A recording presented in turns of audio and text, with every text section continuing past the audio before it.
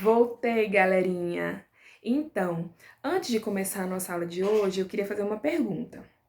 Alguém lembra quais eram os sobrenomes que o Picasso tinha? Lembra? Eram muitos, né, gente? É difícil de lembrar aquele tanto de nome que ele tinha. Então, eu vou fazer o seguinte. Eu vou dar para vocês 3 dicas, tá? Dica número 1. O primeiro nome dele era Pablo e o último sobrenome dele era Picasso.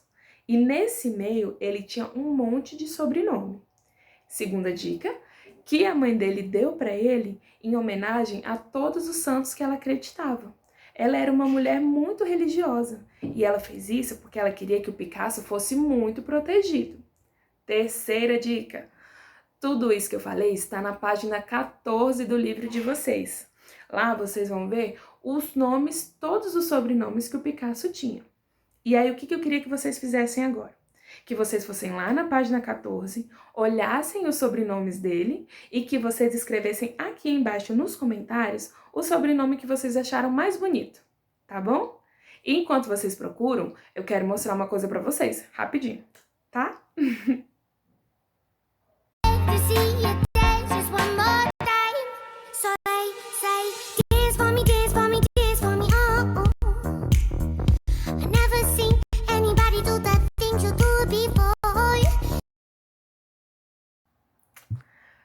Voltei, gente!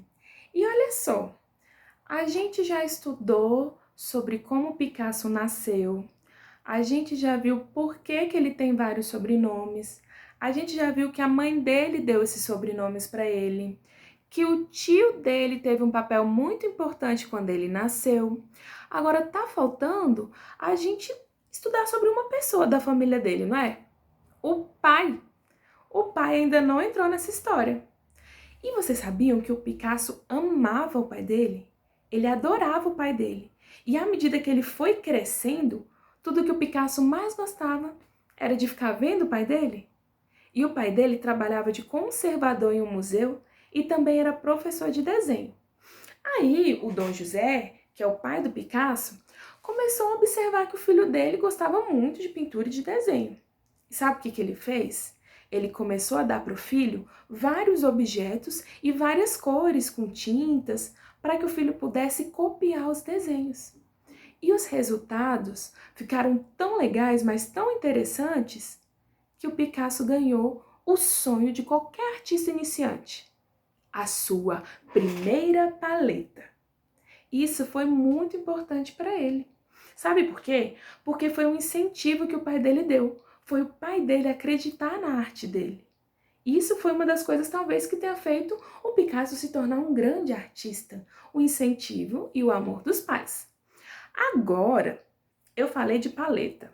Vocês sabem o que é uma paleta? Deixa eu mostrar aqui. Tá aqui, gente, na página 32 do livro de vocês, a gente tem uma paleta. Podem olhar lá também se quiserem. Paleta, olha, ela pode ser de madeira ou então de algum material em plástico. E aí aqui, ó, ou de ferro. Tem gente que tem de ferro também. E aqui eles colocam as tintas para misturar antes de fazer o quadro. Tá bom? Agora nós vamos para a nossa atividade de hoje. Meus amores, finalmente vamos para a nossa atividade de hoje. E antes da nossa atividade, eu queria lembrar uma coisa com vocês. Não sei se vocês lembram que quando a gente estava na escola ainda, a gente estudou sobre expressões. Naquela aula que a gente falou sobre o nascimento do Picasso, então, vamos relembrar mais um pouquinho. Expressão é quando eu tenho um sentimento e eu coloco esse sentimento para fora, eu expresso esse meu sentimento. Então, por exemplo, façam junto comigo. Quando a gente tá triste, como que a gente fica? Geralmente a nossa boca fica mais para baixo, o nosso olho fica mais para baixo, o nosso ombro ele vem todo para baixo. A gente pode chorar. A nossa voz como que fica? E quando eu tô com raiva? Quando eu tô com raiva, como que eu fico? Cada um de vocês fica de um jeito. Eu fico assim. Agora, quando eu tô feliz, olha o que acontece. O meu sorriso, ele vem de um lado pro outro, o meu olho, ele abre mais, o meu ombro, ele vai, ó, lá pra trás. É assim que eu fico quando eu tô feliz. E a nossa atividade de hoje vai ser o seguinte. Depois da página 33, deixa eu mostrar pra vocês. Aqui é a página 33. Passou a página 33, nós temos um molde de uma máscara. E aí, nessa máscara aqui, ó, nesse molde, nós vamos desenhar e pintar uma expressão. Então, vocês vão pensar em alguma dessas expressões que eu falei, ou outro sentimento, e vocês vão desenhar aqui, ó, nesse molde, como se fosse uma máscara mesmo. Então, como que é a boca de alguém que tá com raiva? Como que é o olho de alguém que tá triste?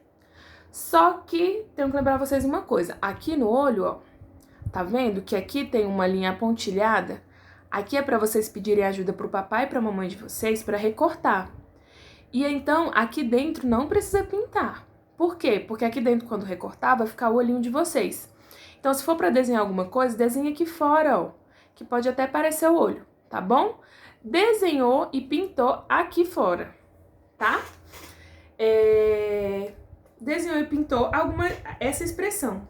E aí, o que eu queria ver com vocês? Para vocês pintarem de preferência com giz de cera.